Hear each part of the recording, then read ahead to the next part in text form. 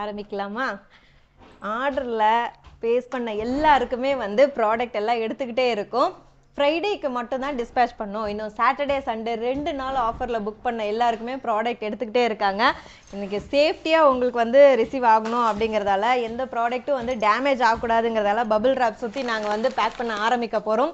Thank you so much இவ்வளோ love and support கொடுத்ததுக்கு. வாரம் வாரம் ஆஃபர் போடுங்கக்கான்னு கேட்குறாங்களே, கண்டிப்பாக ப்ராடக்ட் வாங்குவாங்களா? இப்போ தானே லாஸ்ட் வீக் வந்து அவ்வளோ பேர் வந்து ஆர்டர் போட்டாங்க அப்படின்னு நான் நினைப்பேன். ஆனால் ஆஃபர் முடிஞ்சதுக்கப்புறம் இவ்வளோ ஆர்டர்ஸ் வந்ததுக்கப்புறம் தான் கேட்குறாங்கன்னா அது வந்து சும்மா கிடையாது, உண்மையாகவே நம்மளோட ப்ராடக்ட் அவ்வளோ சூப்பராக இருக்கிறதால தான் வாங்குறதுக்காக தான் கேட்குறாங்க அப்படின்னு சொல்லி தோணும்.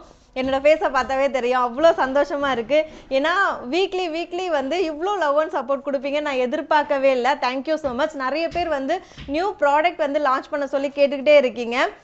நார்மலாக வந்து வாட்ஸ்அப் மெசேஜ் அனுப்பிட்டுருக்கேன். இந்த வீடியோக்கு கீழே வந்து என்ன ப்ராடக்ட் நீங்கள் நியூவாக லான்ச் பண்ணணும் அப்படின்னு சொல்லிட்டு கமெண்ட்ஸில் சொல்லுங்கள். நம்ம அடுத்தடுத்தது வந்து ப்ராடக்ட் வந்து லான்ச் பண்ணலாம். அது வந்து ஃபுட் ப்ராடக்டாக இருந்தாலும் ஓகே தான், skin care product, hair care ப்ராடக்டாக இருந்தாலும் ஓகே தான். உங்களுக்கு எந்த ப்ராடக்ட் நான் ரெடி பண்ணி கொடுக்கணும் அப்படின்னு நீங்கள் ஆசைப்படுறீங்களோ அந்த ப்ராடக்டோட நேமை வந்து கமெண்டில் சொல்லுங்கள். இருப்பதை வைத்து இன்பமாக வாழலாம். தேங்க்யூ.